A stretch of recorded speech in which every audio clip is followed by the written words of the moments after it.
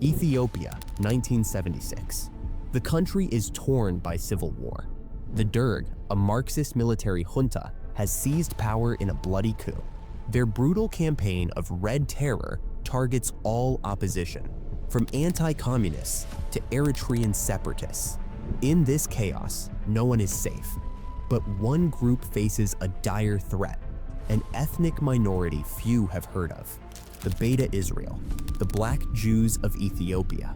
Once living in relative peace with their Christian and Muslim neighbors, they are now hunted on all sides. With enemies everywhere, their survival grows desperate. But they have a powerful ally: the Mossad, Israel's intelligence agency. This is the story of one of the greatest covert operations in history: Israel's rescue of the Ethiopian Jews.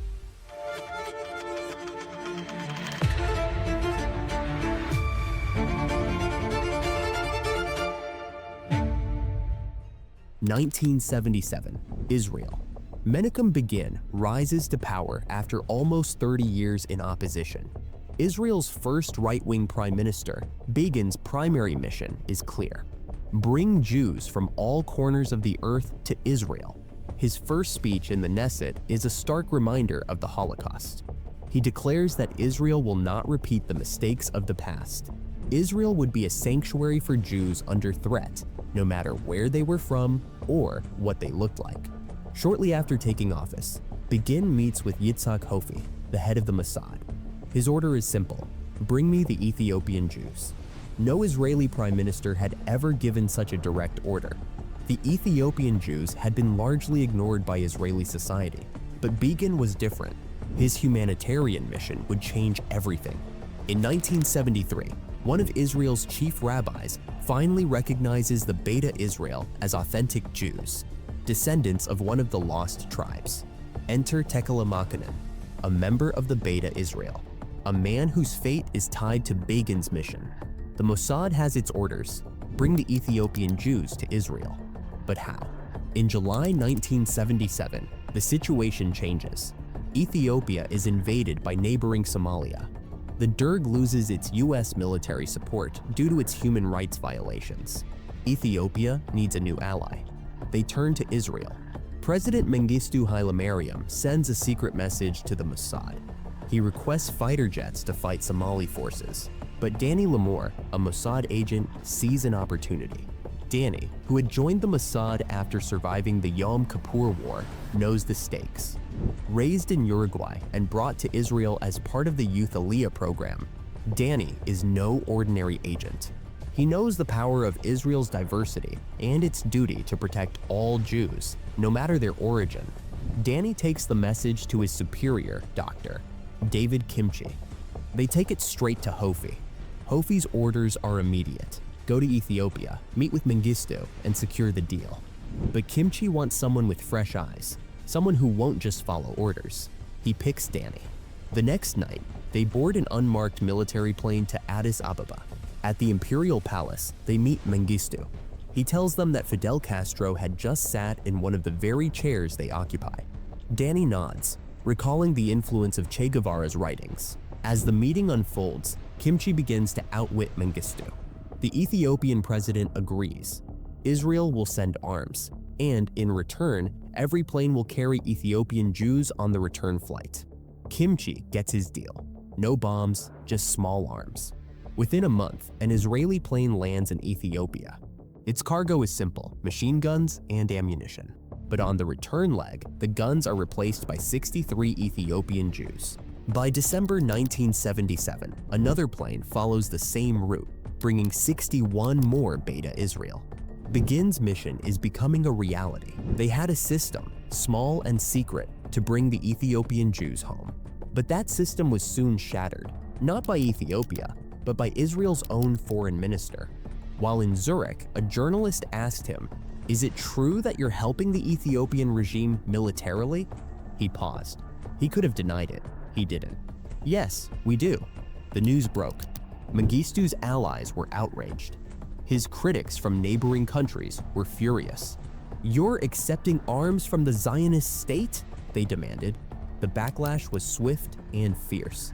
Humiliated, Mengistu ordered all Israeli personnel out of the country within 24 hours.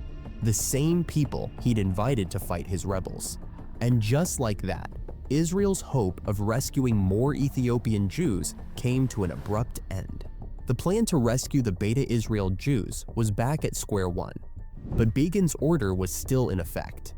The Mossad would not stop. Months later, Danny was sent back undercover to Ethiopia. He had no rule book. He had to write one himself. Danny's cover was simple. He was an inspector for ORT, the Organization for Rehabilitation Through Training, a Jewish organization still allowed to operate in Ethiopia. Mengistu, despite his increasing hostility toward Israel, had a soft spot for the country. His father, once an officer in the Imperial Guard of Haile Selassie, had been saved by an Israeli doctor. Danny made 2 trips, inspecting schools in rural Ethiopia. But tensions were rising. The Derg had aligned Ethiopia with the Soviet bloc, and anti-Israel sentiment was growing. The assassination of Haile Selassie and the arrival of the KGB, Stasi, and Cuban agents only worsened the situation. Danny's mission was impossible. The Beta Israel were scattered across Ethiopia, and no one knew where. The terrain was harsh. Mountains, valleys, no roads, no paths. Estimates of their numbers varied wildly. 20,000, 30,000, 50,000, even 100,000. The Mossad had no reliable intel. Danny's guide, an ORT member, led him to a few known Jewish villages. Without him, they might still be searching. The journey was grueling, but Danny returned to Israel with news. Evacuation was impossible. The terrain was unforgiving. Bandits, deserters, Eritrean rebels. They controlled the land. Evacuating Jews would be suicide. Thousands of refugees had fled to Sudan, but not a single Beta Israel had made the journey. Sudan, an enemy of Israel, was a deadly place for Jews. In Sudan, being a Zionist was a death sentence. Danny's superiors agreed. The mission was too dangerous. They were stuck.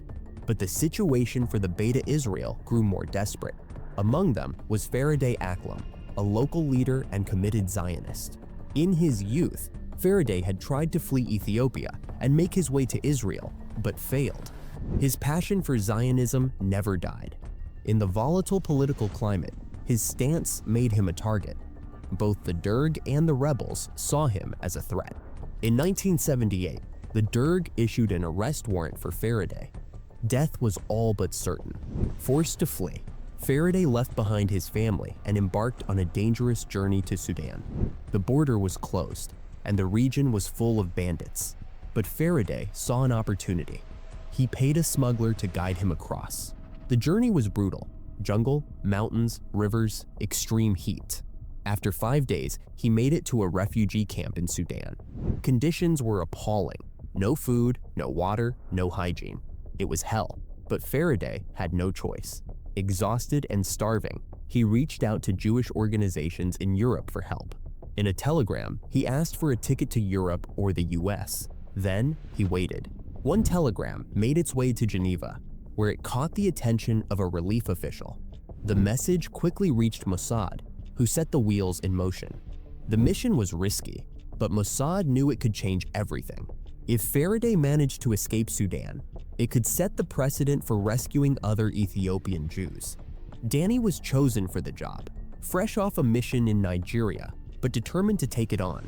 He was willing to risk everything. After receiving approval, Danny sent a message back to Geneva. Wait, someone will come. 3 weeks later, Danny arrived in Sudan with nothing but the P.O. box and his resolve.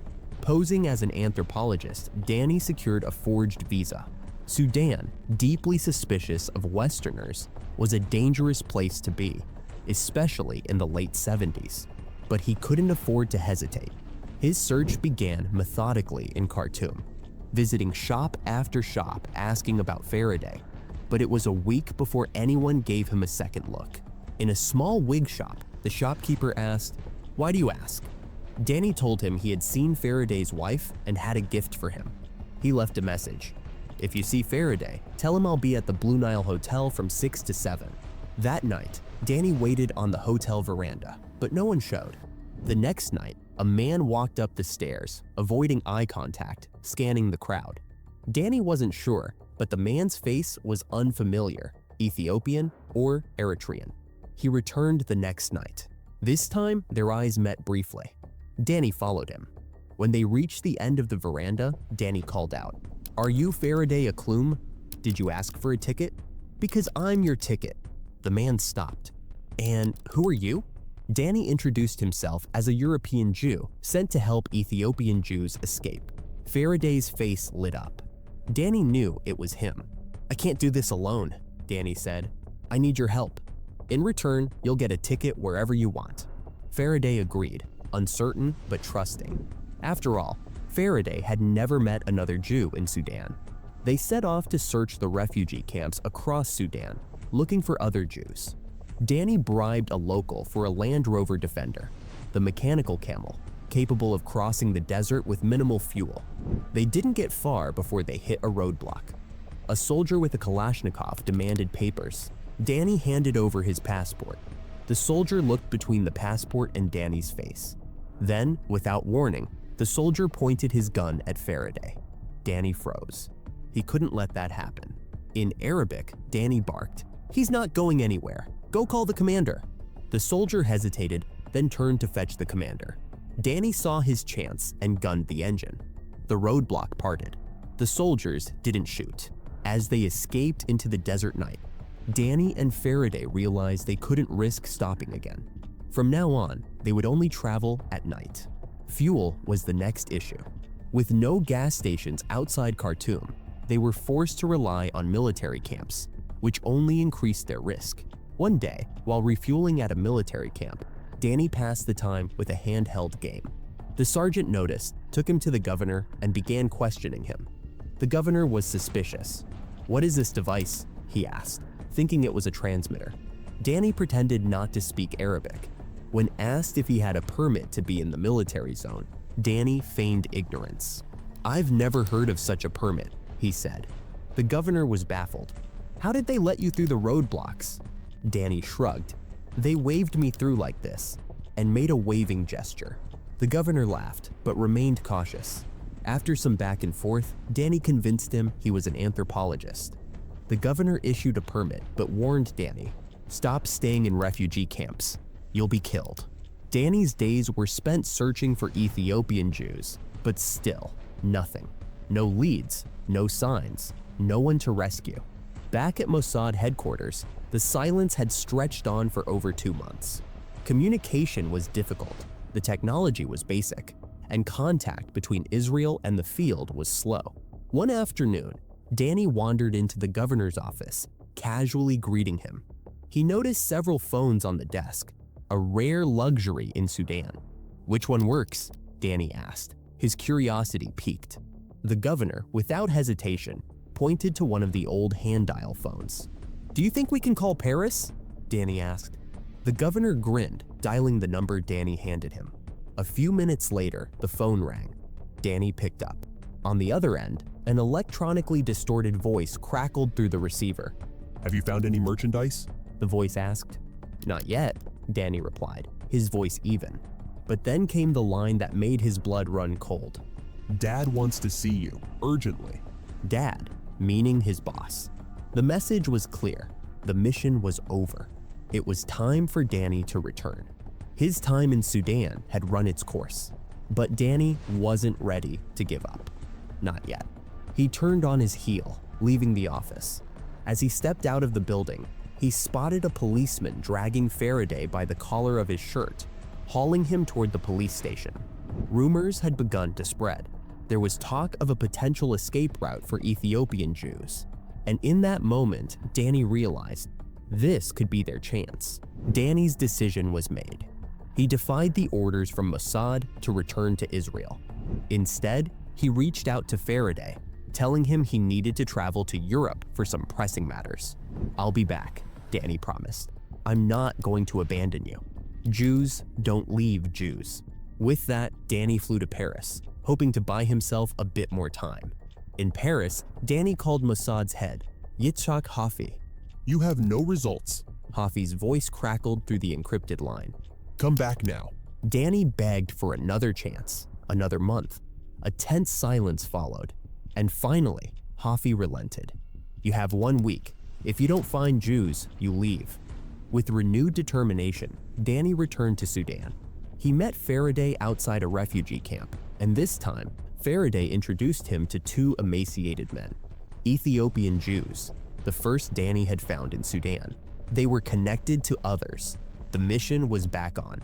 Danny and Faraday quickly loaded the 2 men into their Land Rover Defender, which they called the mechanical camel for its ability to cross the harsh desert terrain on little fuel. They drove through the night, all the while evading suspicion and roadblocks. The journey was far from simple.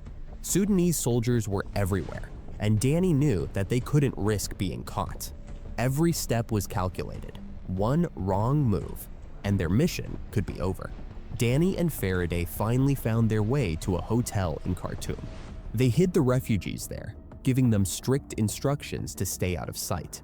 But Faraday's family wasn't safe yet. In his village back in Ethiopia, a smuggler had arrived at his mother's hut with news of her son's safety. The smuggler was an Ethiopian who spoke perfect Arabic, a valuable asset. After evading rebel and government soldiers for over a week, Faraday's younger brothers made it across the border to Sudan, reuniting with him. But their troubles weren't over. Now that they were in Sudan, Danny had to figure out how to get them out. One day, while outside a Western-style hotel in Khartoum, Danny spotted something unusual, a motorbike. As it pulled up, Danny noticed the rider, a man with a thick French accent, and approached him. "I work for the UNHCR," the man explained. "I help relocate refugees, getting them visas for Western Europe." It was an opportunity Danny couldn't ignore. He slowly began to form a bond with this Belgian official who managed the refugee relocation process. Danny began visiting him regularly. Under the guise of being an anthropologist, he learned how the Belgian liaised with embassies to obtain visas and passports for refugees, but he also kept his mission secret. Danny knew that Sudan was an enemy of Israel, and being caught could mean the end of everything. So he played it carefully. "You have to be careful," Danny said to himself. "You have to be prudent." Danny gathered intelligence from the Belgian, learning how passports were processed. With this knowledge, he contacted Mossad and asked them to reach out to several embassies in Khartoum to approve all refugee relocation requests made by someone named Antoine. The plan was set into motion. Days later, Danny's plan took shape. Armed with passports provided by the embassy, he went to the Sudanese Interior Ministry under his alias, Antoine. The same official who had worked with the Belgian was there, but he didn't seem to notice anything unusual. Danny handed over his list, and the official counted the names before pulling 25 passports from a cupboard. With the passports in hand, Danny met Faraday again. The two exchanged a look, and Danny grinned. "We have a system," he said. By May 1979, the first 16 Ethiopian Jews, including Faraday's brothers, were on their way to Israel. Danny and Faraday had pulled off the impossible. The refugees, having never been on a plane before, checked in smoothly and vanished from the Sudanese authorities' radar. When they arrived in Israel, some kissed the ground, overwhelmed by emotion, finally free. Just 2 months later, another group of 16 Ethiopian Jews arrived in Israel. Many of them, overwhelmed with emotion, kissed the ground, some even eating the soil beneath their feet as they fulfilled a lifelong dream. The sight brought a renewed sense of hope for Faraday. He knew now that the operation could succeed. Getting Jews out of Sudan was no longer just a possibility, but a reality. Faraday, emboldened by the success, made a bold decision. He would send an emissary to his family in Ethiopia. But when the messenger failed to return, concern grew. Fearing interception, Faraday decided to take matters into his own hands and make the journey himself. With no clear way to contact his family, he attempted to reach the nearest Jewish village on foot.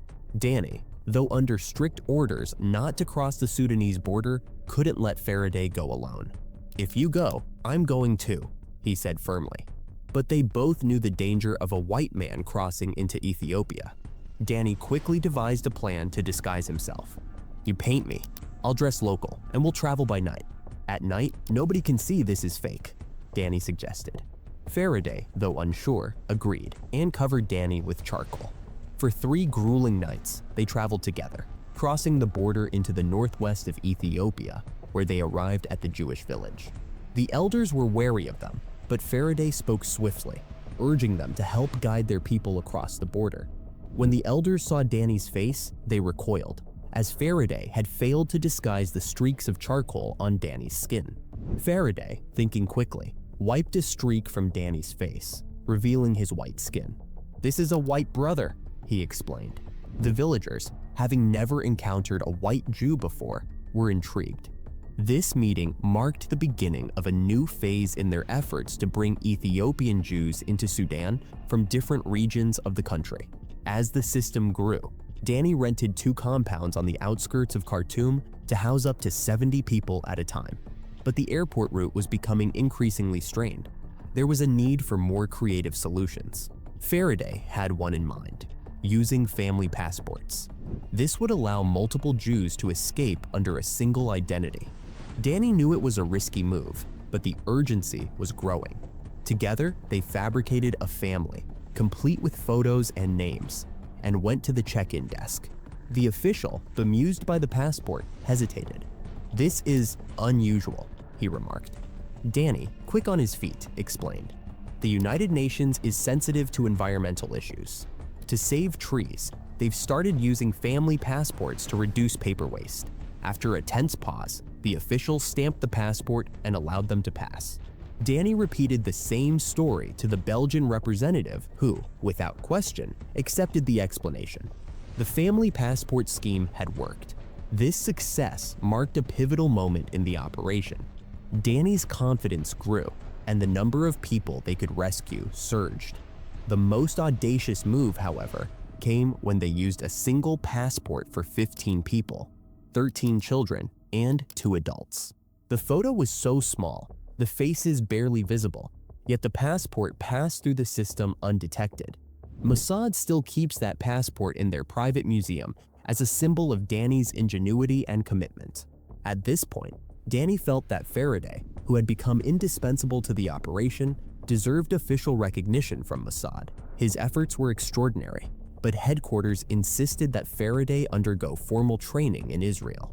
Danny argued that Faraday's years of experience as a Jewish leader in Sudan had given him all the training he needed, but Mossad headquarters stood firm. Faraday was sent to Israel to undergo basic training, fulfilling a lifelong dream. When he received his first paycheck, he bought a car, but there was a problem. Faraday had never learned to drive, and just a few kilometers after leaving the dealership, he crashed into a tree, totaling the car.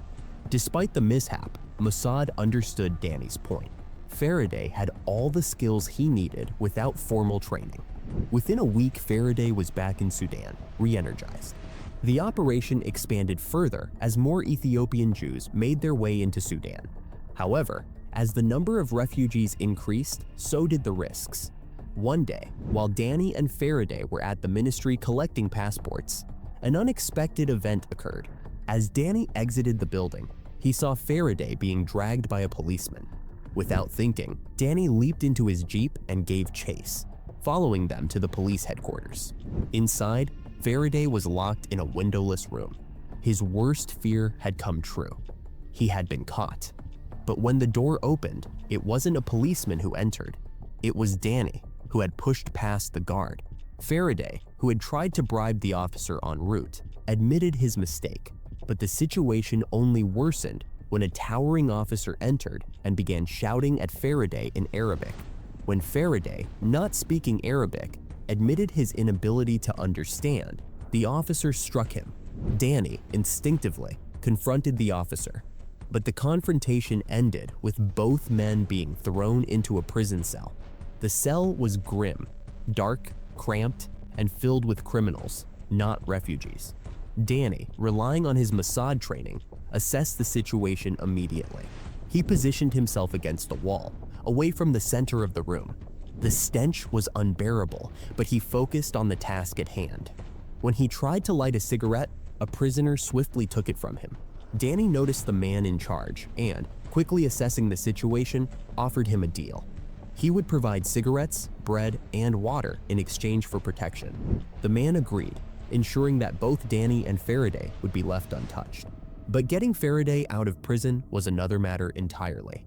Days passed, and Faraday, becoming more pessimistic about their chances, suggested that Danny leave him behind. But Danny wouldn't hear of it. He was determined not to abandon his partner. Eventually, they were allowed outside into the prison courtyard, where Danny noticed a policeman talking to a man he recognized, a driver for the head of the UNHCR office. The driver, knowing Danny, rushed over and promised to help. However, after several days, the news was not good. Faraday, being Ethiopian and not a Muslim, was unlikely to be released. Undeterred, Danny pressed the driver, who eventually revealed that the arresting officer was his cousin. Danny seized the opportunity.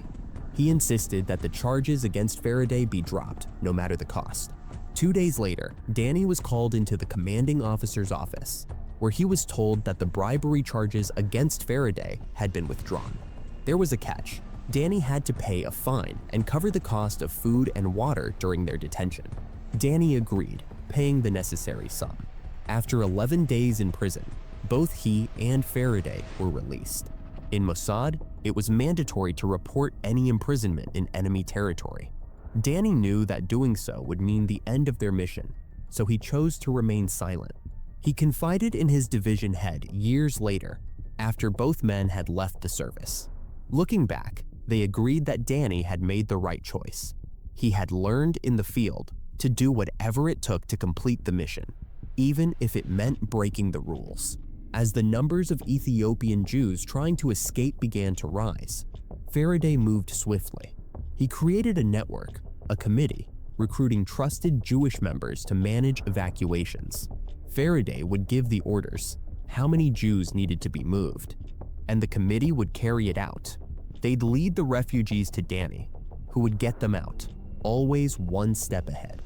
In the first half of 1980, over 600 Ethiopian Jews were moved, reaching European countries and, ultimately, Israel.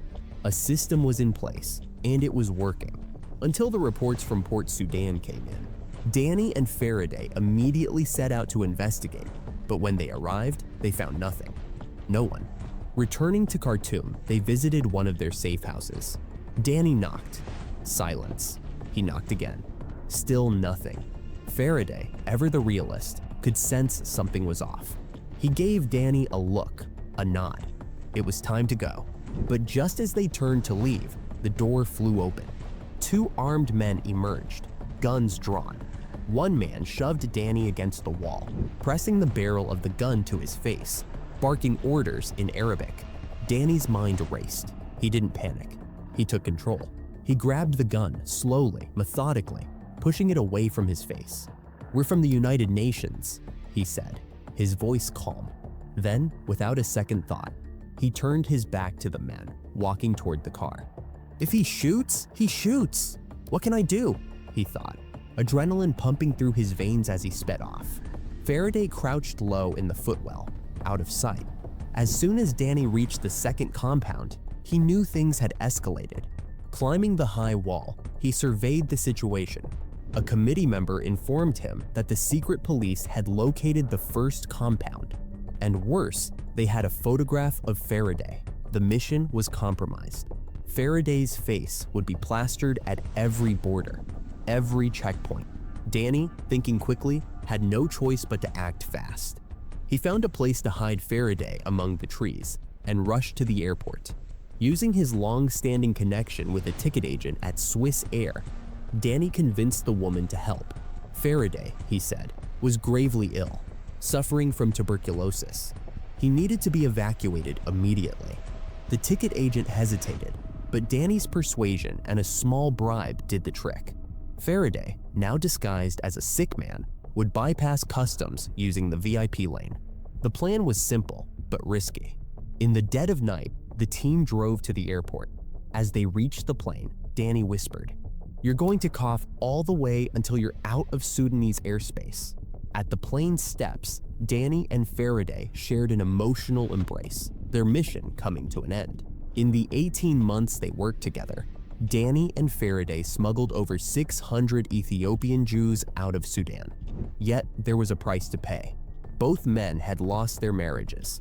Faraday was gone now, but Danny's work was far from finished. The mission, the cause, was bigger than both of them. Soon, Danny recruited Tekele Makinen, an Ethiopian Jew who had traveled to Sudan seeking refuge. He became a junior member of the committee, helping to organize and facilitate the escape routes. With the increasing number of refugees, however, the committee began to buckle under pressure. The system needed to expand. Danny had once considered using the sea, but the logistics were too complex. The distance from Gadarav to the coast was daunting, 900 kilometers, while Khartoum was only 400. Roadblocks were an even greater obstacle, but Danny didn't back down. He needed a bigger route, and he was determined to find one. With 2 Mossad agents by his side, Danny scouted the coast, finding an abandoned diving resort that would serve as a cover.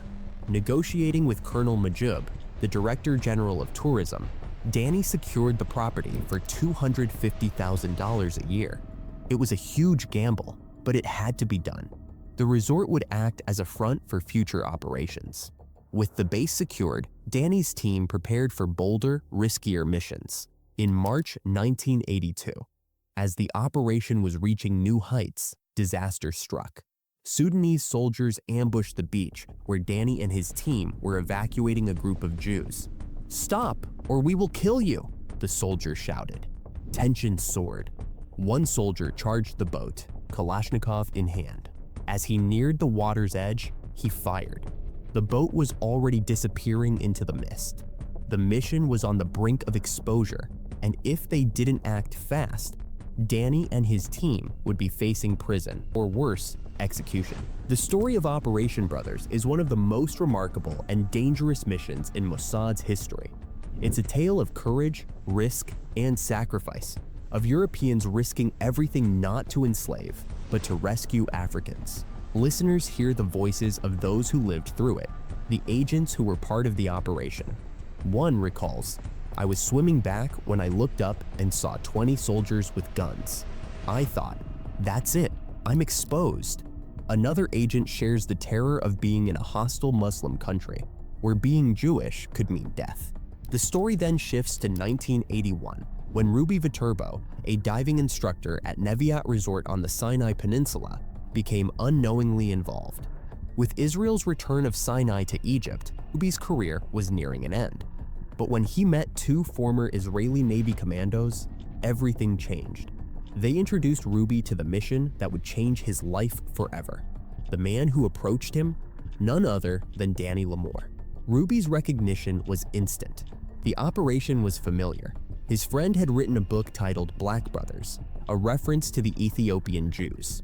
Danny, with a chuckle, named the mission Operation Brothers. Though the men never openly acknowledged the Mossad connection, Ruby, with his background in Shayatet 13, knew the truth.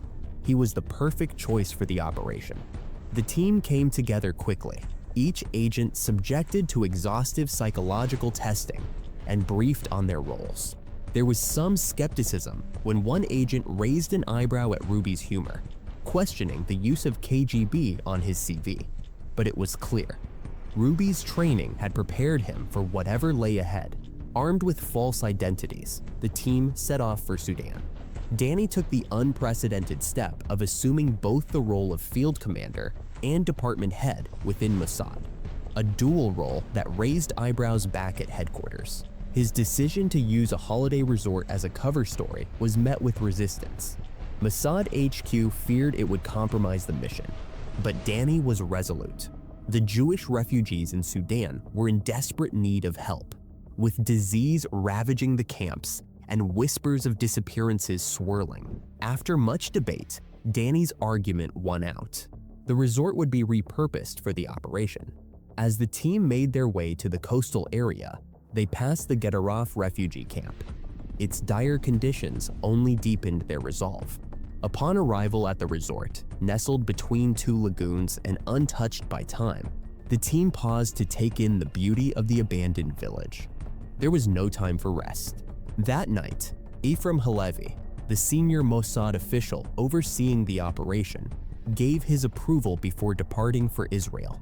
With his departure, Danny and his team were left to prepare for the first seaborne evacuation, a tight deadline with only 2 weeks to ready themselves. The operation was carefully planned. Danny, Ruby, and the team would drive 900 kilometers from the resort to the Gedaref camp. There, they would rendezvous with the Ethiopian-Jews, conceal them in trucks, and head back to the coast for extraction. The convoy would be comprised of children, the elderly, and pregnant women, packed like sardines in suffocating conditions, without food, water, or rest. By day, they would retreat to a designated wadi, halfway to the coast, where an Israeli freighter, Bat Galam, waited offshore. Israeli Navy SEALs would ferry the refugees from the shore to the ship in Zodiac dinghies, making multiple trips through the night. Every part of the operation was fraught with risk. Roadblocks, manned by armed guards, would test their luck. Sudanese patrol boats prowled the coast, hunting for smugglers. Exposure could spell disaster, not just for the mission, but for international relations. Israeli Prime Minister Menachem Begin was working on improving ties with Arab nations, and any hint of Israeli involvement in Sudan could jeopardize delicate diplomatic efforts. But Danny and his team were undeterred. On the night of November 21st, the convoy set off. The sounds of distant gunfire faint in the background. The roadblocks, however, presented no trouble. The drivers passed through without incident, slipping small gifts, cigarettes, and drinks into the guards' hands. The convoy reached a quarry near the camp, where the committeemen, including Takeli Makonnen, were ready to assist in loading the refugees onto the trucks. For most, this was their first contact with the refugees, and Ruby was struck by their condition. The journey had already taken a toll. The language barrier was immense. Only a handful of refugees spoke any English, but the bond was undeniable. They were saving lives, bringing these people closer to the promise of freedom. As the lorries opened, some of the refugees, believing they had already arrived in Israel, kissed the ground in relief, unaware that the hardest part of the journey still lay ahead. That night, as the convoy neared the beach, the first camouflage dinghies emerged from the dark water. The refugees, many of whom had never seen the sea before, seemed unsure, confused by the boats. One commando, confused by the sight of the black refugees, asked Ruby, "Do you really think they're Jewish?" Ruby simply laughed. "What does it matter?" The commandos quickly loaded the refugees into the boats and ferried them to the Bat Galam. Over the next 48 hours, the operation continued smoothly, with more refugees brought aboard. The Bat Galam steamed off into the night, its mission still far from complete. Days later, the ship reached Sharm el-Sheikh. The 264 refugees disembarked to a warm welcome from Israeli officials, including Mossad's Yitzhak Hoffi. The operation was declared a success, and Ruby received a congratulatory message from the Prime Minister himself. But Ruby wasn't done. As the team prepared to leave Sudan, he confided in Danny. He wanted to stay behind. Danny hesitated at first, concerned about the lack of resources, but ultimately, he agreed. The decision was kept secret from headquarters. The two men had just had a conversation with Mohammed, the head of Sudan's secret police, about the mysterious disappearance of Ethiopian Jews. Mohammed had seemed unusually curious about the Jews, asking Danny if he had known any. Danny played along, but Mohammed had hinted at a deeper knowledge, something Danny had come to realize. The secret might be out. Mohammed had even introduced Danny to his brother, General Youssef, head of the Sudanese Navy. Recognizing the potential value in keeping the general on their side, Danny and Ruby struck a deal with him. "If you bring me lobster every Thursday," General Youssef said, "maybe I can help you in return." It was a simple gesture, but one that would prove critical to the mission's success. Back in Israel, Danny brought in Gad Shimron, a new Mossad recruit with operational experience and an Arabic-speaking background. He was the perfect fit for the next phase of the operation. The Bat Galam was ready, its capacity now doubled, able to carry more refugees than before. In early 1982, Danny and his team returned to Sudan. The second evacuation, a critical mission known as Black Friday, was set into motion. Timing would be everything. The convoy moved to a rendezvous point outside Kadarif, where 250 refugees emerged from the darkness, silent, nervous, but hopeful. The convoy raced toward the coast, determined to meet their deadline. After 24 hours, they reached the beach, only to face an unexpected twist: soldiers on patrol. Gad, stationed at an observation post, had seen movement and radioed Danny, warning that something wasn't right. Danny's instincts were sharp. "There's something off," he muttered. He ordered all available Zodiac boats to the shore. The team scrambled, loading the refugees onto the boats as fast as they could. Then the situation became even more tense. Gad radioed in, his voice tight. "I don't like it. There's a lot of movement, like Trafalgar Square on New Year's Eve." The soldiers had taken up shooting positions, and the operation was in jeopardy. Danny knew they had to act fast. He gave orders for the boats to be pulled back. But then came the worst news. One Zodiac, loaded with refugees, was still on the sand, dangerously exposed. The chaos escalated as the team prepared for confrontation. With only one Zodiac left, Danny radioed the Navy SEALs commander. "If anything goes wrong," he said, "don't shoot unless I'm dead." The trust between them was unshakable. As Danny walked toward the soldiers, they shouted in Arabic, demanding he stop or face gunfire. With calm defiance, Danny cracked a joke. One of his companions whispered, "Shall we take them on?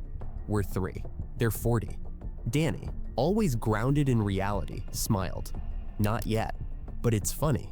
Then, Danny noticed the last boat still stuck on the beach, just as one of the soldiers did. The man charged at it, Kalashnikov in hand, ready to shoot. Danny sprinted after him, reaching the water's edge as the soldier opened fire. By some miracle, the soldier missed. The boat, reacting to the gunfire, seemed to leap off the sand like a UFO before splashing into the sea. Danny dove at the soldier, tackling him to the ground. A quick blow to the soldier's head dazed him, but Danny stayed alert. As he rose, Danny realized the soldiers still had no clue about the mission. In the pitch-black night, they could only make out shadows. Danny shouted at the officer, "What are you doing?" "We're from the resort. We're diving here." He quickly added, "We're catching the general's weekly lobster." The officer paused, confused, but not hostile. Danny, struggling with his Arabic, asked, "Do you know the admiral?" The officer nodded. Of course, he's a good friend. Just like that, the tension evaporated. The platoon retreated, and Danny, relieved, said with a smirk, "I'm going straight to the general to complain." In the dead of night, Danny headed to Port Sudan, knowing exactly where the officers lived. He arrived at the house of the general's deputy, his head still smeared with dried blood, prepared to make his case. "When you're attacked, the best defense is attack," he thought as he barged in. "I'm packing up.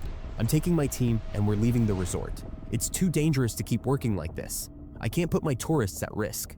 The deputy, flustered, begged him not to go.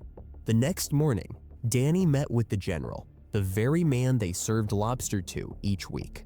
The general promised that the beach would be off limits to Sudanese soldiers and offered Danny an official permit, declaring that the operation would have the general's protection.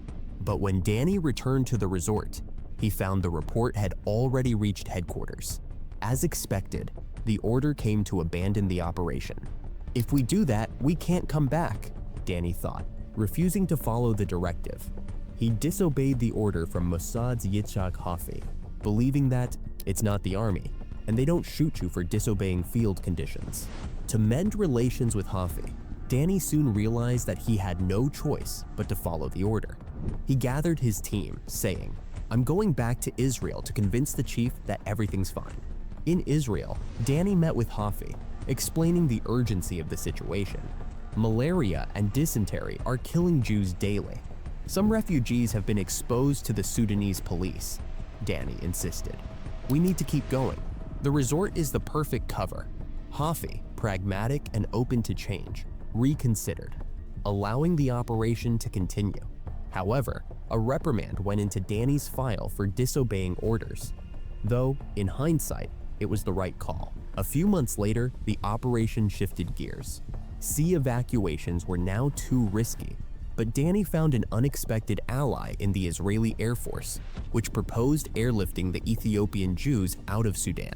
Danny returned to the resort, now thriving as a cover business, and the team secured a nearby World War II landing strip for the operation.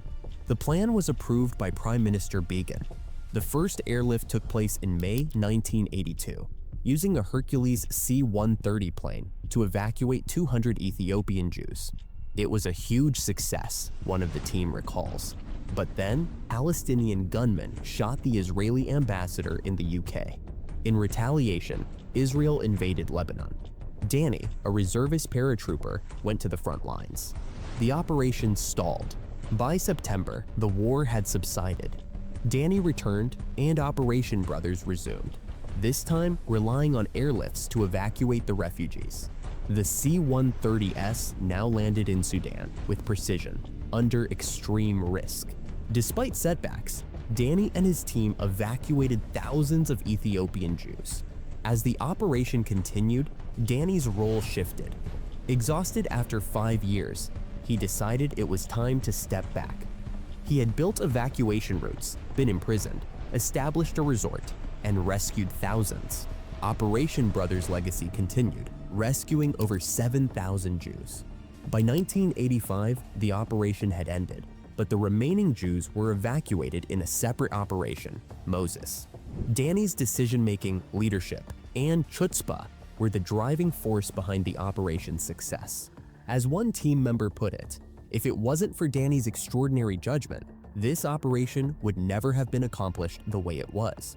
Years later, Danny reflected, "For me, rescuing the Beta Israel was more than just a mission. It was about fulfilling a 2,700-year-old dream." Thanks for watching. Subscribe to Veil for more. Stay curious.